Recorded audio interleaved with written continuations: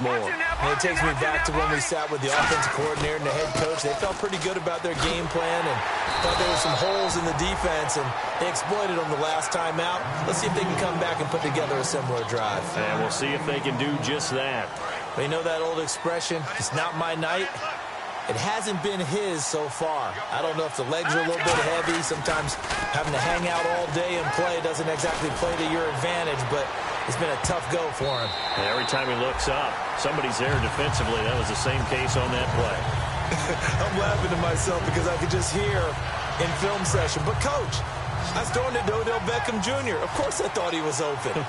They'd love to go deep downfield to him, though. Such a threat. Yeah, a rare incompletion because most of the time we expect him to actually come up with the catch. And they're definitely showing blitz here. Here's a play fake as they set up to throw. Toward the sideline. Did he keep the feet in? Yes, he got them both down, says the side judge. And that's good enough for a first down.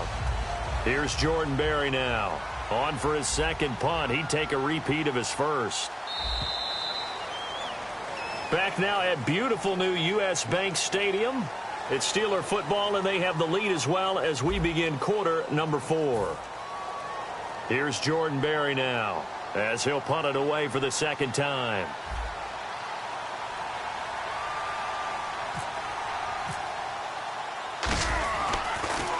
He gets this one away, and boy, it's another boomer. And a little too much mustard on that one. It hits a couple yards into the end zone.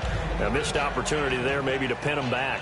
And now out comes Minnesota. And they're coming off a 3-and-out, my friend. I think they've got to look at that play sheet and go to a spot that they haven't gone before. Time to shake things up a little bit to try and get this offense moving. Okay, so how do you do that? How do you shake things up? You look at what you called before and realize it hasn't worked Go to so something well. else. And maybe try and find one of those special plays from one of your better players and maybe try and hit something big and get things going in the excitement area. And that is, I think he caught it. He did, but they'll say out of bounds. It'll be incomplete. That was a nice catch, but unable to stay in bounds. And remember, it wasn't a wide receiver who works on that all the time. I was going to say, he likes to get the ball handed to him. Now, don't get me wrong, he's part of the passing game as well, but maybe a little out of his comfort zone there. Yeah, he might want to have a few words to say to us about that later, but I am still going with you on that one. Wide receivers work on it a little bit more. A good pickup there, 26 yards. A great job pulling that one in from a guy, as we know, who can really blaze. He's got a lot of speed. And that speed can work for him so many different ways. Sometimes he just takes off and goes and just runs past people. Sometimes you get people to back off so far that you can catch everything underneath.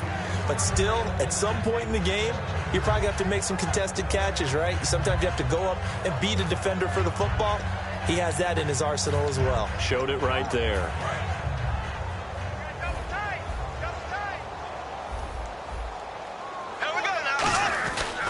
McKinnon. And he'll lose yardage. Brought down at the 32. He'll wind up losing a yard on the play, and that's going to lead to a 3rd and 11. When you're putting together a formula for winning defense, it's exactly what we're seeing in this game. Controlling the line of scrimmage, attacking, and changing everything so that now they're playing in the offense's backfield. They're playing an excellent game. Black 58, Red! Black 58, Red! Working out of the gun, Bradford finding time, and that is incomplete. I think that's a big-time play there because the slant route is really hard to cover because the timing is so quick. But able to see it, diagnose it, and get to the football, that's why he was able to bat it away. All right, they're going to try and keep hope alive here on 4th down. They're going for it. Desperation time. Bradford on 4th down. A hit as he throws, and this is going to be incomplete. Mike Zimmer got to be unhappy with how that turned out. And this Steeler defense able to come up with a stop. They come up in an empty set. 4 wide receivers, 1 tight end. They'll come out throwing here to start the drive. Caught left side. It's Beckham. And he'll be out of bounds up past the 45. And defensively, they just don't seem to have much of an answer for this passing game. Not at all. Look at the confidence that's exhibited here. With that type of a lead, clock on their side, instead of running it, they're still throwing it, trying to pick up first downs and keeping the football. They go play action here on 1st down. He's going to air one out. That's going to be knocked away and incomplete. The Pro Bowler DeAndre Hopkins, the intended receiver. And that'll bring up second down. I like the boldness, and I like that they took a shot downfield, but it was well covered, and he was able to get a hand in and knock it away.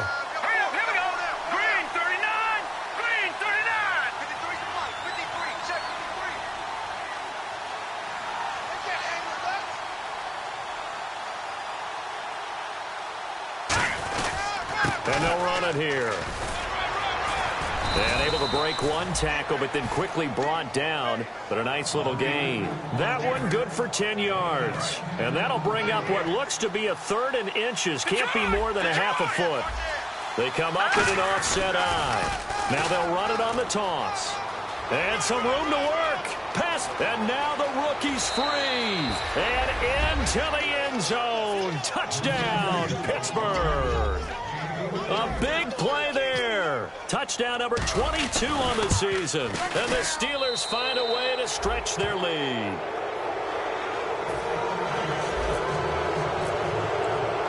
Set now to kick this one away, and off it goes. That'll be taken in the end zone. And he'll take it back to about the 19-yard line. And out now come the Vikings. And last time this unit was out here, costly turnover, and then that turned into 6 points. They've got to make amends. And how many times have we sat in meetings with coaches and they use the term complementary football? Offense take care of the defense, defense take care of the offense. That didn't happen on the last possession. This is a chance for them to pick themselves back up and help their team. Yeah, we'll see if they can recoup and recover. One thing I can say pretty safely, that route is not called if you don't have a guy who can throw the ball. Now a hit, and the ball comes out. Bradford's lost it. Taking it right down Broadway. And he takes it back to the house. A fumble recovery for a Steelers score. Second time he's lost a fumble. This one hurts more. It's returned for 6. He's been under a lot of duress, hasn't he? Pressured, hurried, harassed the whole game. Well, the offensive line not giving him a lot of help. Not a lot of help, but the bottom line, he's got to take care of the football. This will be taken to the back of the end zone. And now out comes Minnesota.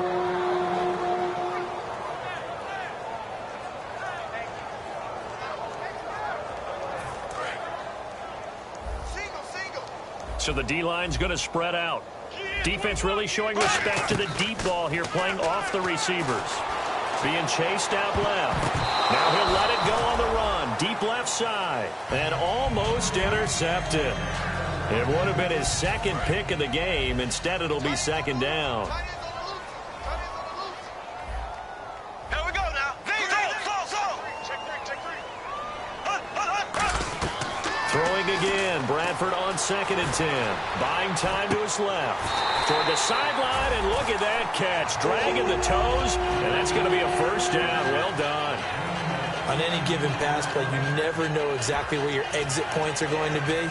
On this play, it was flushed to his left, still on the run, able to accurately throw the football for a nice first down. Shift together here from the D-line. They'll run it now out of the gun.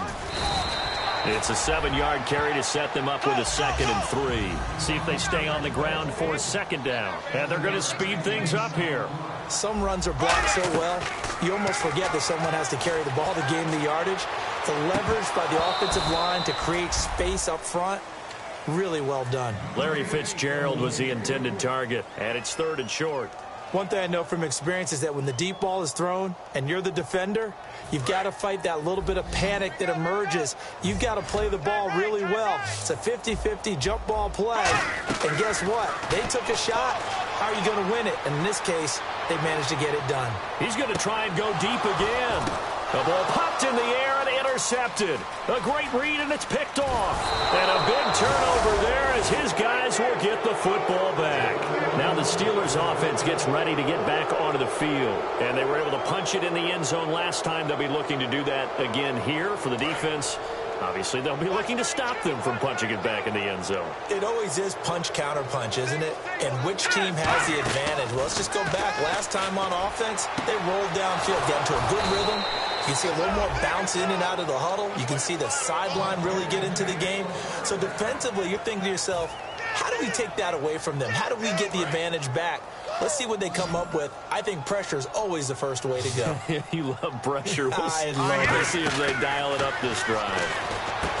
Back to throw. The hook up on the right side to Hopkins. Just a yard on the catch there. It'll be 2nd and 9. Time for a break.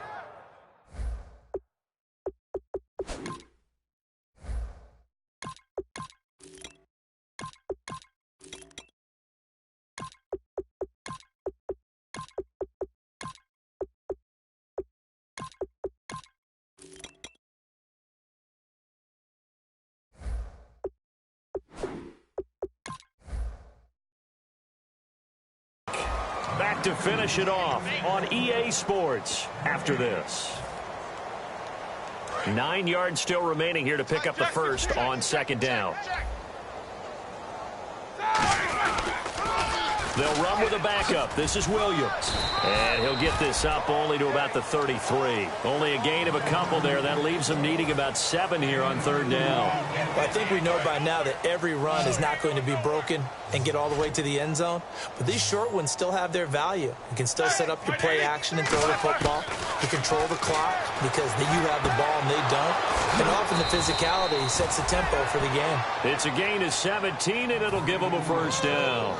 And a good quarterback facing zone coverage. If he has just a little bit of time to survey the scene, that's what's going to happen. No doubt about it. If there's no pressure, he's going to continue to pick them apart because he'll have all that time to find someone open downfield. He can only cover for so long. So maybe they want to go to a zone blitz scheme, get a little bit more pressure.